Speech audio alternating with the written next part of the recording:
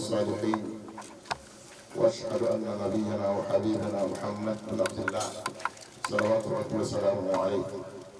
وعلى اله واصحابه والتابعين لهم باحسان الى يوم الدين. وبعد ايها الاخوه الحضور احييكم بافضل التحيات وازكاها قائل لكم السلام عليكم ورحمه الله وبركاته. فنطلق الله تبارك وتعالى oɗo taguɗoen waɗani en jemma e ñalawma ko yimtiɗin ɗayna fiyen ɗano tun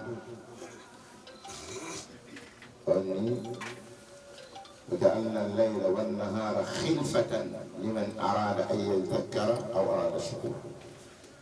وجعلنا الليل والجمع والنهار أن يروا خلفة يمتد إليه يعني l'alternance entre la nuit et le jour.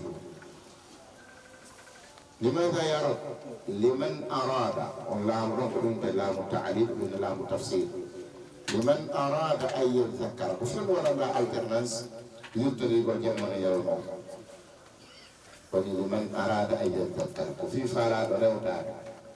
جانغونو بين مفعلا بني وتبت بجمع يروا. هذا يستنبط من هذه الآية. لمن أراد أن يذكر جانغونو بين نيالو من إيجا باسكو سورة سالامي ومن سورة سالامي دودي مفعلا دوتا بجمع لمن أراد أن يذكر في فلا دوتا ما أني تما نيجي تو ما تسكو أو أراد شكورا ما من دوات النوم نيمة مفعلا نوم سيدنا لا تعدي بنا وإن مكان كل من تجمع ورمسيا أو أراد شكورا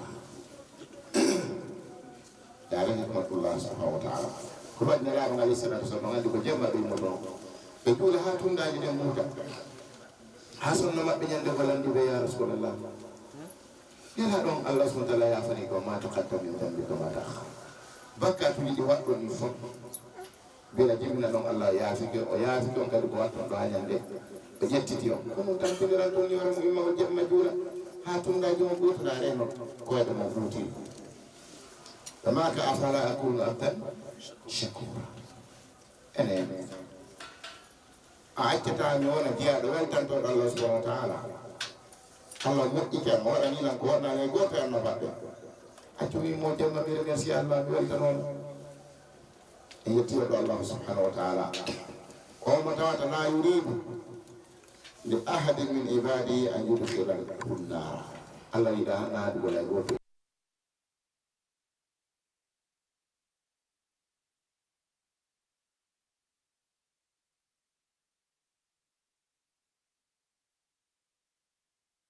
يبسط يده بالليل لماذا يا رسول الله؟ ليطلب مسير النهار ويبسط يده بالنهار ليطلب مسير الليل. كل هذا لماذا؟ رحمة لنا. نرى ما كان لهم فنت جود ما كنا جمع بيتو في كلا ونور بكات نيرو مداري كهانا ولي كهانا يك وهانا ودي بدواكا في شوري جمر الله من غرنا بكات هنكي ما عندما هيدا على فكرة لك ودي بكات كاري أو عندي تدوم أتوما يا في وعند الله سبحانه من كده وإني ولم يصروا على ما فعلوا وهم يعلمون. قلت بالله من كم بمن دو متاعك بكات مويا يرى عندي لك دي بكات مويا وتوت الله يا في Allah subhanahu soni nyalo makadi weti wonna no wonno jiya ko yan dani non ko jemma ko mari bakkatu kono ko dani no jemma ko wawal himmade ba fere tora ko la yafi o fonte juude makko de nyalo makadi fi kala wonno no bakkatu jemma tele bakkatu dino de jemma ndare won be heferabe hakke ko be boni gila 0 heure be on ka promotion connexion fi fara do murkan hakkude mum e rewbe janabe hakkude mum e relation ji harmoni do di taba fanga do ngila do sa pour ni adana 15 minuit mo kima do dum don do dal bakka ko jaale ta wobbe ko kon to da ko sila ole joni subhanahu wa ta'ala fonta juude makko de nyaloma on non uddi no be telephone yi mu ndari ko hana jema fon wadi ko hana tole ya fa ene wono yurma e kayo ma ke wallahi yurma be dara ki jemma ben tore ko fonti juude ni سأنتي نقول لك يا تقول ويا وفنت لك الملر في داني وبهب الفيرة في كلام استغفر الله يا أنا يدني يا في كاويدا ويد الله نقول كدوني حديث ولك سيد مسلم يا عبادي إنكم تخطئون بالليل والنهار وأنا أغفر الذنوب فاستغفروني أغفر لكم يقول يدي هذا وانا قلت لا يا في أغفر لكم يا الله نقول هذه سيد النبي بل نقول هذه سيد قوس نقول مرام الله ليس يوم أن الله سبحانه وتعالى عنده هيل والله كن لوكستي ويبسي داري أي شيطان أي مجري أي كراو تيجي عندها parce que dame kadi ko tigi o sa anda opportunité no udita do fi donji ko okke ayara to ayara ta dum do fo kadi sa janga wata andude dum do opportunité jaka sans no udita ni waja ko Allah ya foma sa janga ko do dago ni no bakkat man no jodo ko mi ya fata ko on te kon tigi karam dino andi sans no wodi ko no uditi kama no uditi bakkat ko mawni wo sa to ke jono ya si tay no majjere ton a janga anda hedaji kadi nano ko ya fata ko continue mo ko do ngata tu bagu en bayna am diya be ke sey kontu to no di hadith no ko sey bukhari ka muslim ya rasulullah on do no wodi allah subhanahu wa ta'ala si goddo wadi bakkat wata ko ni wi to ha inna allah wa ghayru ko hala o ya diratu ko salligo para jula dardi foto na ko ngana ko ya rab ya fa Allah subhanahu wa ta'ala o ngalda Allah min o ti ado ngo jodi ke o miji di ka an fi mo mari jomiraado wondo do ga ya fotodo o ya o salligo o ara yeso ngonna mi ya fo ko da ngaji ya ke don ha adi wadde no desine akiti bakkat jingu wadani mo vocal billahi mambo mo ko tan sa je ne parle pas pour la fille là elle fatigue quoi on parle mo ben audio on a ko no dunji ko ngata ay hande ka billahi mun ma quoi suma buga bay tigen ni mun ma ko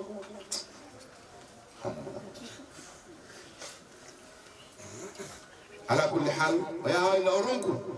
o wada bakkat on kadi kono andi neddo simo mari ko te takwa kulo jonne ko fando so ka berde ko hulute andi bu anda ko fisir ko muttaqin ko sikule muttaqin ko wata bakkat ulai ka mun muttaqun ko do Allah ne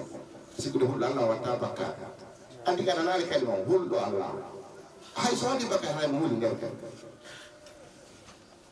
على نقول لك كل وتقي الذي لا يتجرأ على الله يخاف الله وإن ارتكب المعاصي يخشى الله ويتوب ويرجع كل تقي كل متى خصوصا الله سبحانه وتعالى يقول بركات له mais شيطان سي بوسي مو دي بركات نيغو هو لا كيسان يي توبا سيوالي كده دي ترى كلا يا ونو ما يدو الله سبحانه هو لا ويتي متقي كان غاي سو بركاتو bu mo tango mo tour bay ngado ko jara Allah muttaqin si o wadi bakkat kadi o salli go ama o salli go kadi woni ya rab minno memi ta o jo minno watata billahi Allah to ke waitana de wonde sa ulla ke ko an wobbe no awanna be bayana do ka kono jango gal be fuddito ene na mi yewtuno do ha wulli billahi ko mi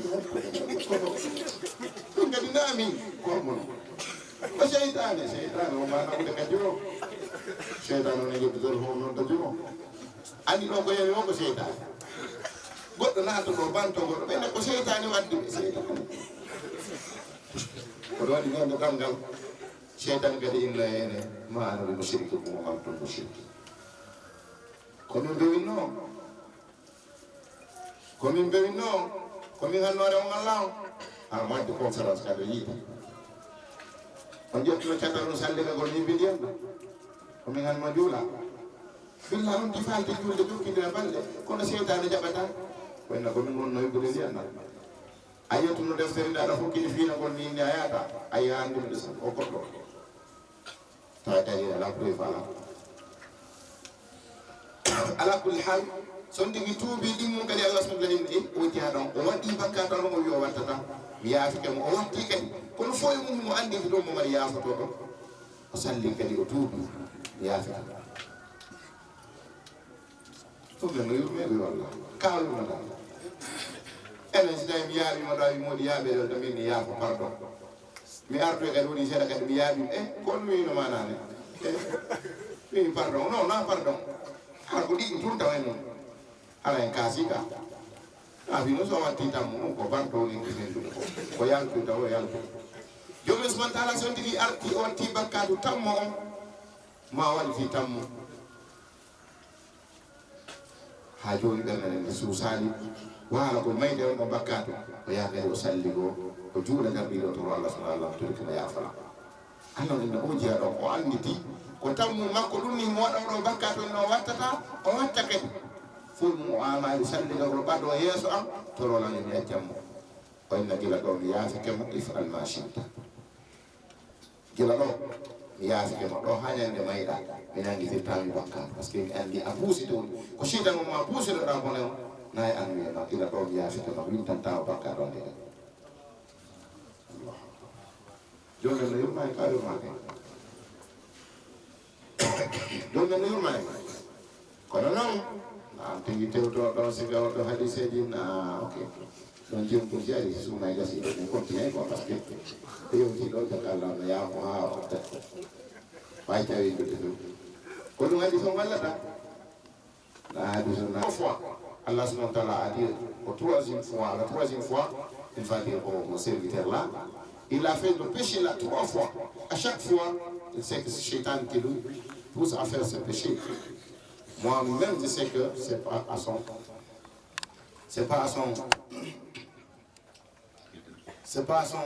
intention. Ce n'est pas de lui, c'est Shaitan qui le pousse à faire ce péché. Voilà, il dit à la 3e fois, comme il s'est repenti 3 fois, maintenant je n'écris plus, je ne lui écris plus de péché. À la 3e fois. Tout cela, hadith-là, veut dire quoi? Qu'Allah est pardonné, qu'Allah, sa miséricorde est vaste. Donc nous tous, nous devons chercher de miséricorde auprès d'Allah. Mais il faut que, à condition que le serviteur sache que il faut qu'il aille le savoir. Parce que si tu ne connais pas les hadiths là, tu n'as pas appris. Tu ne peux pas savoir qu'Allah a promis de pardonner ses serviteurs. C'est pour cette raison qu'il y a des personnes qui font des péchés. Ils font des grands péchés. Et finalement, Shaitan va aller venir. Non, toi tu as fait tel péché, tel péché, tel péché. Donc, beaucoup de péchés, toi tu n'as pas la chance d'être pardonné. Même si tu te repentis, Allah ne va pas te pardonner. Donc c'est Shaitan qui va souffler dans ses oreilles. Et finalement, il va laisser de se repentir. Il va essayer de demander à Allah pardon. Et finalement, il va continuer dans ce péché jusqu'à la mort. Et finalement, il sera parmi les gens de l'enfer.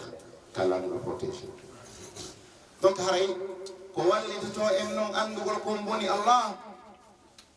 ko hunde wotere huwa al-ilmu ash-shar'i ينبغي على الإنسان أن يتعلم ليعرف الله ليعرف ما يحبه الله وما يكرهه الله عز وجل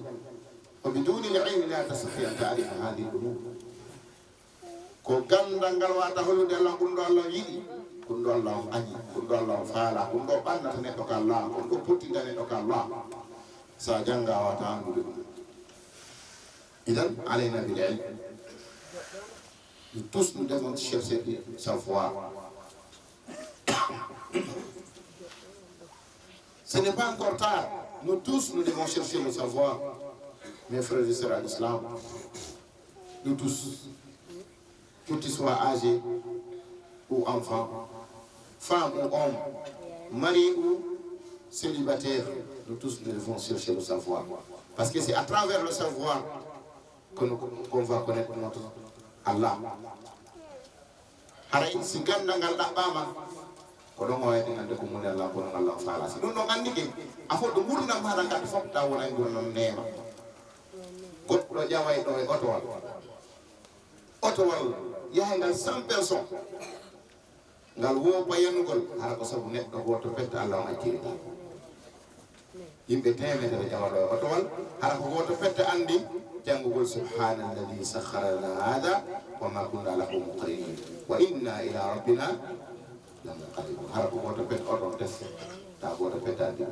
ngal ni ngal fokkita yenugol jomin enden wudde jiya ko wi kunga na dole mabdo ni nabi daro ko min eltinga o fewni to ngal non so fewni defa ay voilà do oto bi mu dem buga daan rek kay be men koy Allah yimbe nata tay tawhid ala yimbe koy Allah nata tamuran ka koy sofero ben non sofero non on way ngal to wal ko na hen ngal wani ke o yiltiga ala joom ko sabu neddo janguno do du'a nyawdo ko o yurmira do wallahu ya'lamu antum la ta'lamun Allah ni moi je sais et vous ne savez pas moi je sais et vous ne savez pas. Allah protège toute la voiture à cause d'une telle personne. Quelle personne? La personne qui a lié le doigt avant de monter dans la voiture. Et les gens pensent que c'est la compétence du chauffeur qui a sauvé les gens. Donc le savoir, c'est une grande chose, mes frères et sœurs. Gandal, comme le monde. Gandal, comme le monde. Ko gandal wata en feƴƴinde ni ɓeɗen yawtina en e nambaraji ɗin e tanaji aduna ɗi fuu wawa moytade wawa kadi lumboyde yo matteyama si gandal ala on tigi ala nga rewata ha anda Allah subhanahu wa taala idan wakkilo ɗen jangen allahu subhanahu wa taala mo jogani teddugal e valeur e martaba neɗɗo jamɗo fi dunia wal akhira ka adna ɗo taw jomum hokkayamti teddugal e moko banka ko e respect tawa hay malaikaɓe ɓe o tagi ɓen teddina on tigi malaikaɓe hay ɓen ɓe teddina on tigi no wodi malaikaɓe ɓe ɓe fontata kawle gata ɓe wallina joɓe tañi maɓɓe ni haɗa kono woɓe siide respect e rewe waɗugam tañi ni ɓe yawta leydi ndi ndi wonɗen ɗo wondi andi ko tippata e hoore ma en ndi so'a ndi santira goɗɗo tippiyora wo ko ganda hujjiɗo Qur'an amma lutunnu harano anduwa wako kaako e din data e hoore weere nde andata ndi soa tan ndi santira tan umja Qur'an ko tippata e ɓe gandiruɓe ɓen tun ndi soata te ñande on tigi maayi simo jangi kammu ngu wulle leydi wulla sambu ka rottono Qur'an ɗo wulla defte makko sajada ko julano ɗum fof wulla wodi woɓɓe maayo gara ko allonta ko may haaja kay maɓɓe ko ɓen Allah inni fama bakat alayhim as-sama'u wal ard on ɓe ɗo kammu ngu wullanoɓe leydi wullano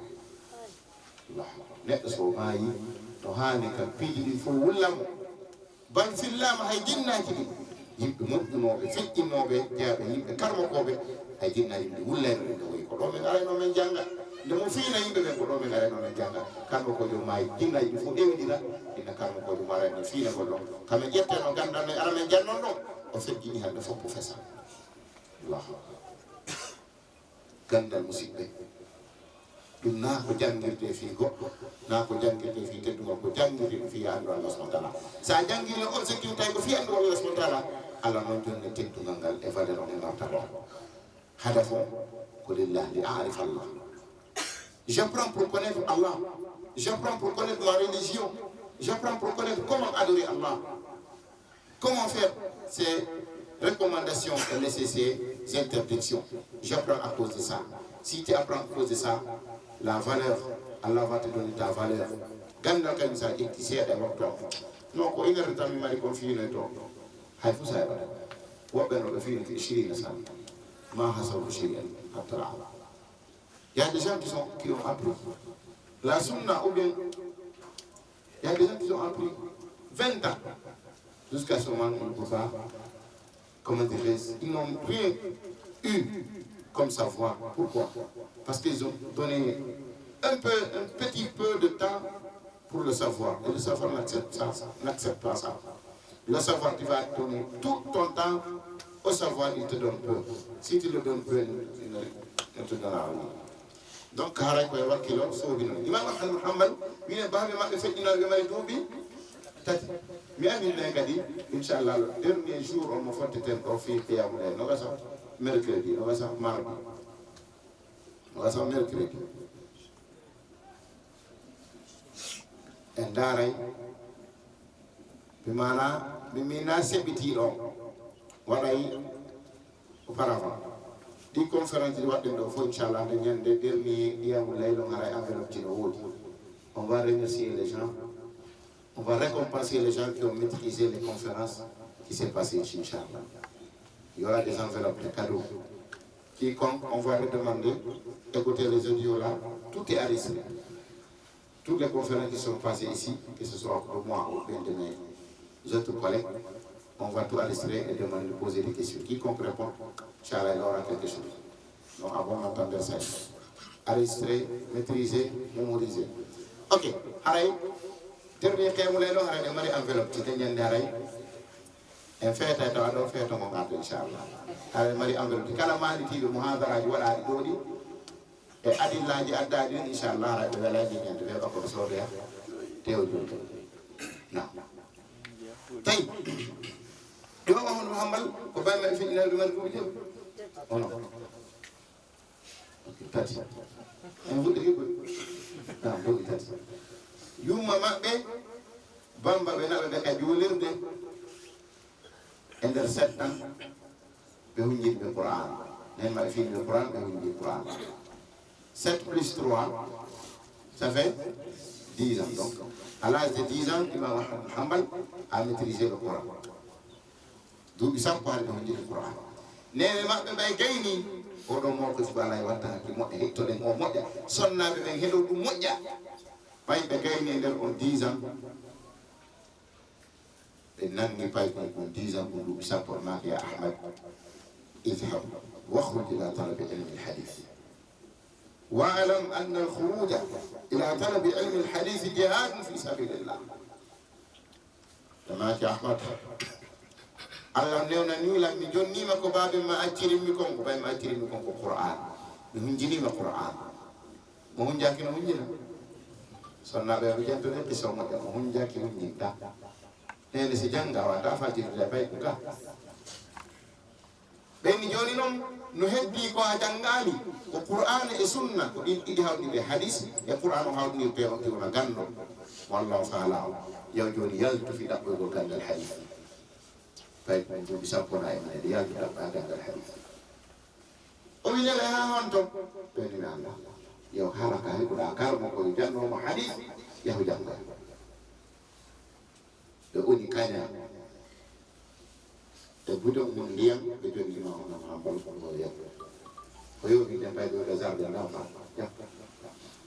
Baik buku yang hamuti. Ini cuma di bawah main. Jadi musen datang ini bido. Oh ya umma, tidak lagi lagi huna. Neno wiyo ya unda ko yata. Mi anda on dituma mi ko ita. Mi anda ka di onna wisi mi tawta yondo. Ko am dituma. Ya to mi anda. Ene si mi altoy mi jango yidu. Mi altoy mi tawta yondo. Ntayo. Idza lam tajidni huna tad'u Allah li al-maghfirata wa dukhul al-jannah. Sanaltaqi fi al-qiyamah. Tema kiyo yo sitai ayahi ajangoi bil ko jangoi daw Allah barkema saat ya taw ta la tay mi fejini torno la ya fe na de aljanna foto ya kadam ka Allah de marsi ga besonna subhanallah dum do la sekunde dum ko sama kalani biddo ma bajjo pay kunke nene si taw to ya do ko ko ha do décision awayil to nene so yonti ke ngada dai o ya enen do de bari sonna wo ni se fokki ni pay go da ala ko be abita de sabota to ka da me no ton so di no ton be hara ta ko ya no ton be piye ton be ala ko be sabota da dara ji fi tuta kay ko ya hara da ro hida andi ko wonto ko yata hida andi faydi lewru be anana tiyangol yakul kono fii ɗum kala rewɓe goo ko ɗon golle ɓe sakko ma ɓe découragement fas gadda ellaji fof fiyayi to paygo te ɓiɗɗo si o woni on tafike ɗum wona e intérêt men makko e bay makko ɓeyɗi ɓiɗɗo ma ka arma watta mo a waɗa mo jañere o wondana e kangere kono sa yini ni ɓiɗɗo ma a gunginimo a tampinani mo a soñjanimo o jangga heɓo tan kangere jangga imam ahmadou hambal ɓe 44 ans heɓe jangga 44 ans heɓe jangga ɓe hajju laabi nayyi ɓe sew machallah kadana min irak ɓewa irak ɓe ara ha sawdi teppere laabi nayyi ɓe janggo e 44 ans koko ɓe arti tawi ɓe witene 65 ans ɓe jombi noon premiére femme ɗum fof ɓe yimɓe ɗon hejjidata e rewɓe e soñdiaji mum e ƴantowo dépense hejjata l'âge de 44 ans Imam Ahmad Hanbal apprend. C'est après son retour qu'il s'est marié pour la première fois. Il est allé 4 fois au pèlerinage en marchant de Irak jusqu'à Makka. Donc, ɗum ɗo ko hollata en ko paygo si tafama law wotinama soñdia wotinama tampere ko wowtay Imam Ahmad woniri ni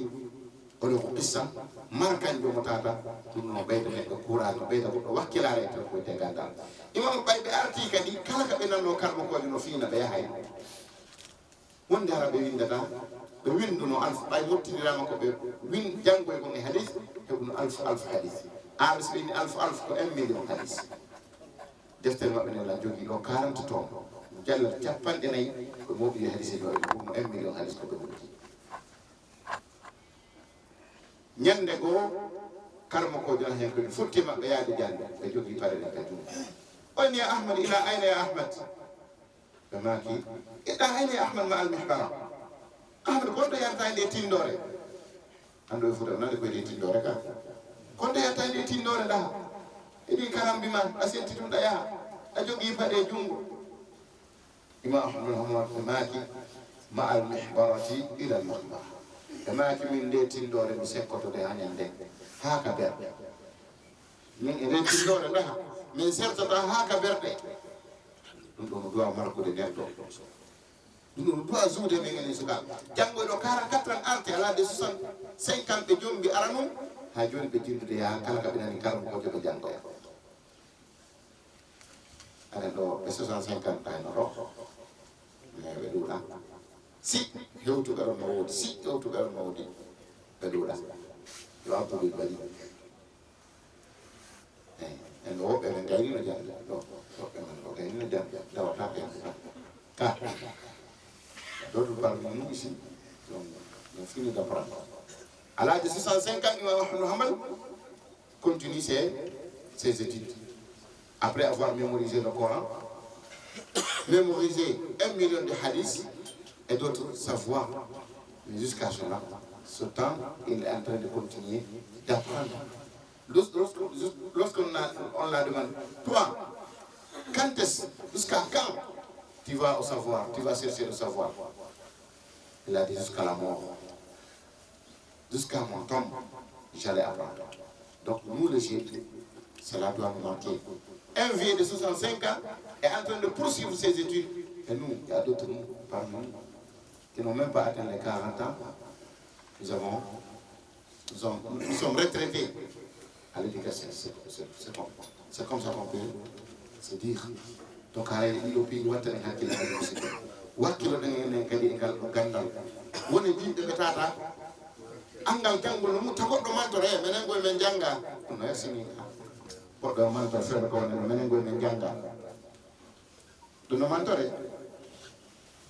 a on andi gandal mana majje akke kanyumbo gandal akke ko foti si goddo ni mala e on ko karmo ko be ay won tino mos ay so anda us ka gandal ko dum e karmo e masha non non jangi de ay mo mos ara fuso anda no men janga mo e kono non jangura ala mo janga ko dal mo welti no bel ko hen do der ga ko ay mo karmo ko be ka kono hakke majjere kadi ko kaani si goɗɗo hacci ɗo kono billa ko majjuɗa ko hay min ta yawala si goɗɗo mana si goɗɗo astintinima majjere a ñaaɗa gisa billa ko boy majjuɗa a sendira e ƴefla e baata Mitano do be kudo be taru dira do le yetu dira do oya no kettu oya no haji no kettu moy mus o no no do muti kettu be yetu dira o ko bari ko nyaari no be do wa ya ro se langi do jogo ko non kettu billahi ga oya jipina ngen bazo na langi kettu no do da na ko no kettu ka itu ni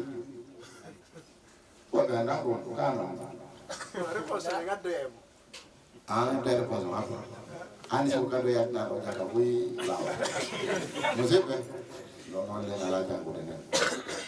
on dit nan ko la ra ma ja e mifta fam gol de defal Allah subhanahu wa ta'ala fam sa na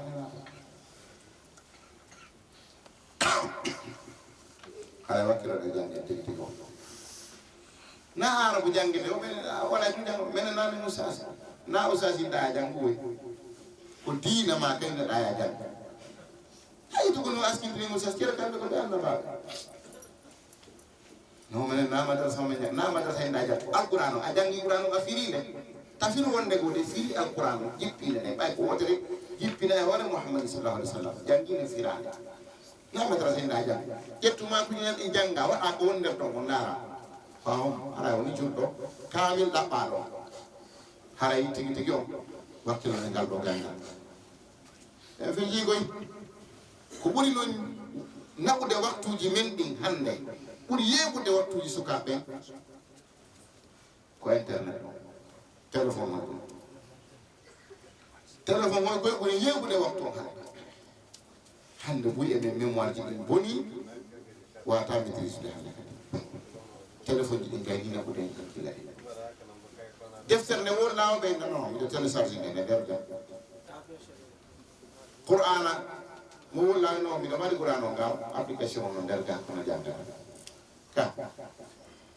tan wodi alquran no wodi ko juldo do ka majje alquran wala ayatul kursi ne la ma kala jangu ayatul kursi nde o salmini waktu fari law janga ayatul kursi ko tonga ta wonade aljanna ko mayde den simo wutti bakkatul jadi dunna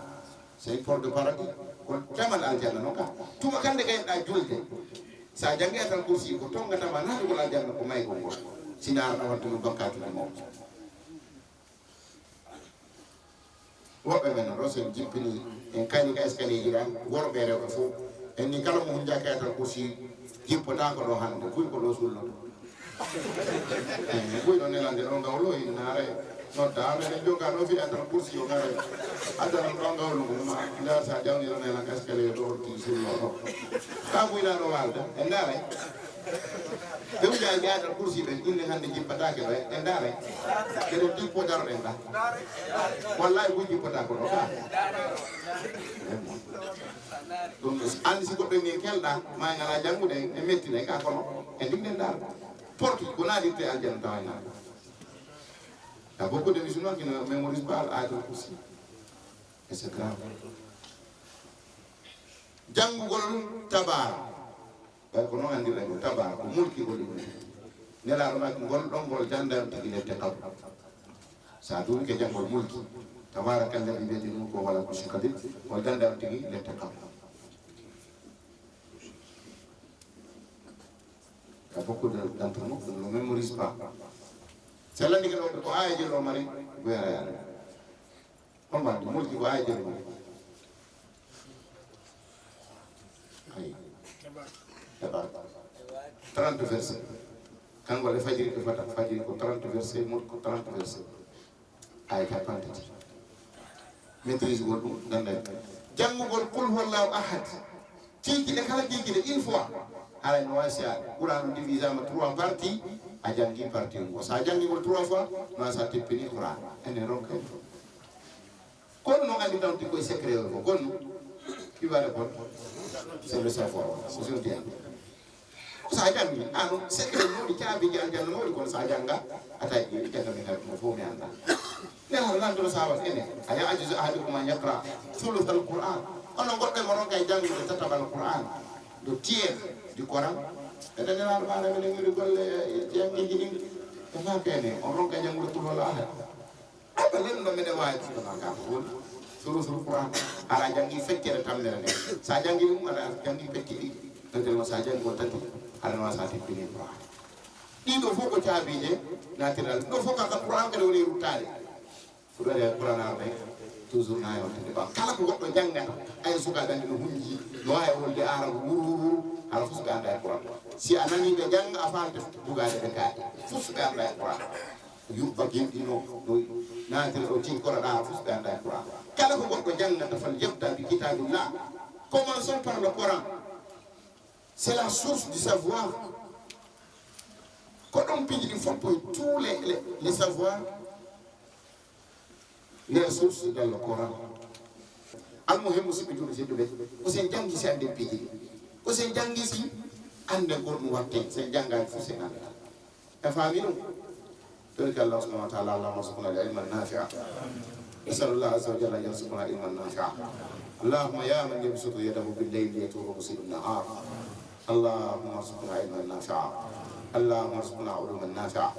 اللهم علمنا القران والسنه اللهم علمنا القران والسنه وارزقنا التطبيق بهما الله سبحانه وتعالى ارزق ان جانغول الله اوكو ان غان نتو يا الله الله والفلت جودي من في يوتيوب ومبه ودي بكر يلا يا فاي بكاتنا توريك الله سبحانه وتعالى الله عندي كلا مو غاندا سات يا الله كوينا تو بنود نفالا كون الله سات جانغا ينجيتا توريك الله سبحانه وتعالى يتابي الله بيت من بي الله ربي بارك الله ربي القران الله ربي بيجا واب جابوا القران كل جيرا يا رب برحمتك يا ارحم الراحمين قالوا نعم الله سلم je demande à Allah subhanahu wa ta'ala toutes choses que nous avons besoin dans ce bas monde et qui est bon pour nous qu'Allah nous accorde et quiconque a la difficulté des difficultés pour apprendre le problème d'oublier je demande à Allah subhanahu wa ta'ala de lui donner le savoir وصلى الله وسلم على نبينا محمد والسلام عليكم ورحمه الله فهو لكم إن أجري إلا على الله وهو على كل شيء شهيد قل إن ربي يقذف بالحق علام الغيوب قل جاء الحق وما يبدئ الباطل وما يعيد قل إن ضللت فإنما أضل على نفسي وإن اهتديت فبما يوحي إلي ربي إنه سميع قريب ولو ترى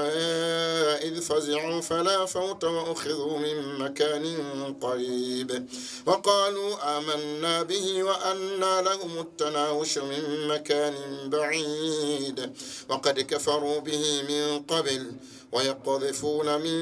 ويقذفون بالغيب من مكان بعيد وحيل بينهم وبين ما يشتهون كما فعل بأشياعهم من قبل إنهم كانوا في شك مريب بسم الله الرحمن الرحيم الحمد لله فاطر السماوات والأرض جاعل الملائكة رسلا أولي أجنحة مثنى وثلاث ورباع يزيد في الخلق ما يشاء إن الله على كل شيء قدير ما يفتح الله للناس من رحمة فلا ممسك لها وما يمسك فلا مرسل له من بعده وهو العزيز الحكيم يا أيها الناس اذكروا نعمة الله عليكم هل من خالق غير الله يرزقكم من السماء والأرض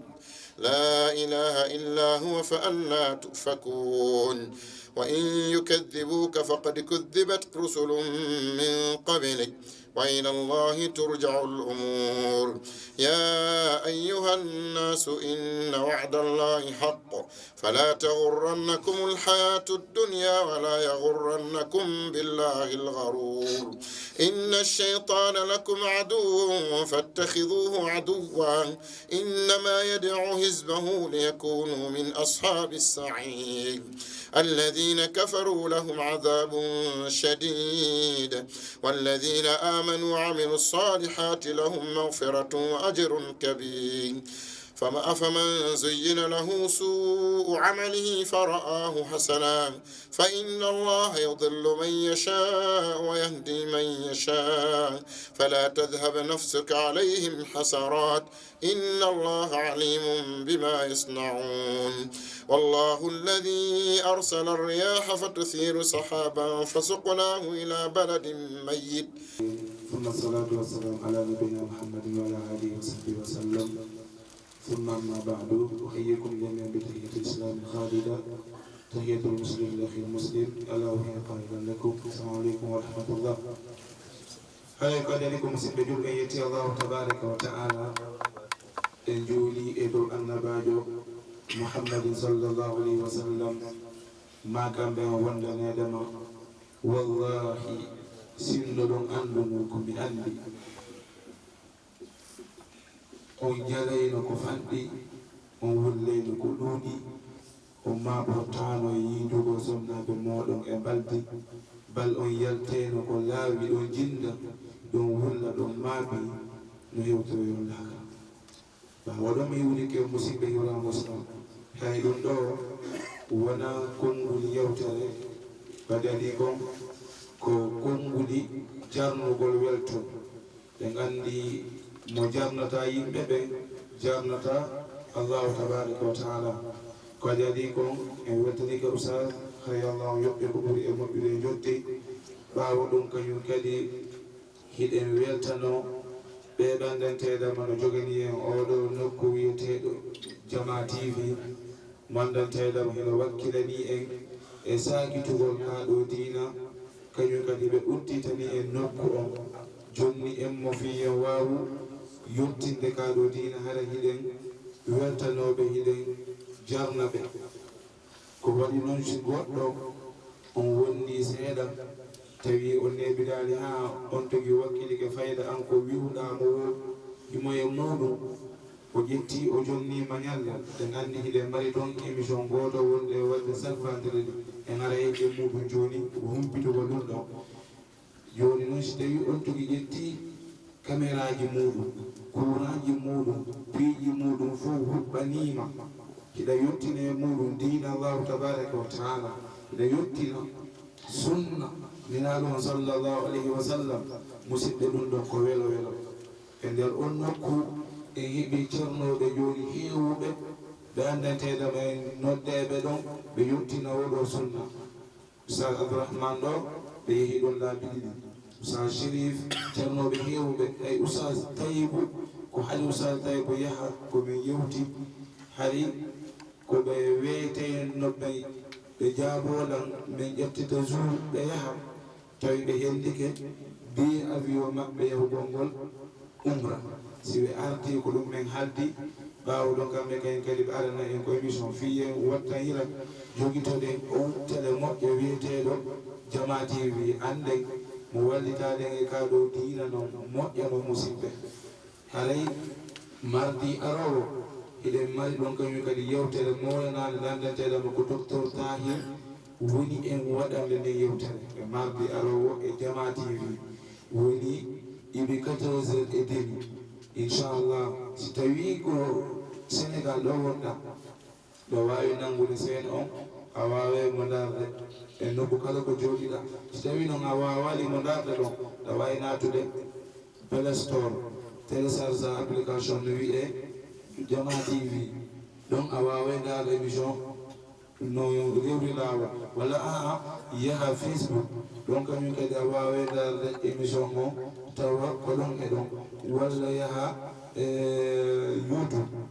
ɗon kañum kadi a wawa darde émission mo fo tawa ko en direct idan noon hiɗen weltanoɓe hiɗen duwanoɓe ɗen jalnaɓe o yi ɓe jonnuɓe ñallal gotal yo jottindina ɓe yehi ha ɓe jonni en balɗe tati e nder yontere ko andanteɗe mon no rewta ɗon to tawa ko sunna yewte e muɗum ɗum ɗo ko wonduni ko welo welo e ɓeydare hiɗen tori noon en fuu nde waɗanten ɓe duwa yallah mo yeññamɓe nokku yefne ɓe no kala ko woni wallahi so yeehi YouTube on windi toon Jama TV o naati e nder page maɓɓe on so naatiɗo on yi émission ji wilde inniteɗe gandal e faamude on suiviɗe on daariɗe on taway affaire ji ɗi no yuɓɓi no laaɓa kañum kadi en waɗata fi men den anndi alaa ko ɓuri wonde e neɗɗo yo wonde tawiɗe sifitori neɗɗo diina tawaɗa añani no hulɓini ha ko wonde wadduɗo ko kala neɗɗo mo anndanteɗamo ko diina ko allahu tabaraka wa taala yettinanta en etoto fof hewta ɗon yettina wona yen innu ko enen tum wowlata fi ko en tum anndi o oya balno toon wowlayɓe ko waɗi wallahi nawnare moolanade si bani adama heewi nde woni neɗɗo añanɗo tawa an koko makon tum an yiɗa wodde ɗe wawnogo jooɗogol enen on togi tun jooɗo yewta kono ɗum no hane labaka ko daarugol ceernoɓe ɓaawa ɗon invita ɓe daaraɓe ɓen ɗon kañum kadi adda fay koye janga Qur'an mi torike o mon fof jogiiɓe portable ji ɗi yo yew YouTube recherche walla kala faalaɗo si ɓe yiiɗi mi jonnaymo on togi si daari émission ji ɗi o faamay tawa diina kam no yahwde e invité e mum lawɓe invité e mum paykoye invité e mum sukaaɓe invité mawɓe kala noone no yahwde e muɗum haray noon émission mon hino waɗude lendi heɓay janngo inchallahu iɗe matton émission hawnaki ko Hamid Ba on jogi invité so yettiki waray Hamid Ba kolto partiɗo huntama tum inchallah jalla wala woni kañ kadi e mardi ɓe mari émission on woni ibi si fana on cuulama ko on ɗon min on docteur Tahir yaha e leñande e vendredi kañum kadi ɗe mari si huntama tum idan musidɓe iɗen weltano ceerno wuuri jomiraɓe o tele ɗen toriɗo allahu tabaraka wa taala watta barke e maɓɓe ɓen tori allahu tabaraka wa taala kañum kadi onon fof towno ɗon en yo allah on wallito en émission mo yaara yeeso ittana en kala woni kala wo ko wonata e nder ɓernde ŋañaneydi añalngol musidɗo mum ɗimmo fiyo yettin diina modi allah o ittane ɗum ɗon wallito en fof tawa en laɓɓine golle ɗe sabi allah o kala woni ɗo e noddande allah on etoɗen yewta e muɗum haray ko ɗum ɗo wonno komi faalano on hollitore inchallahu jalla wala haray meɗen habbi on e émission ji ɗin e darugol ɗi e partage gol ngol kañum kadi no wallito men e muɗum no hano inchallah assalamu aleykum wa rahmatullah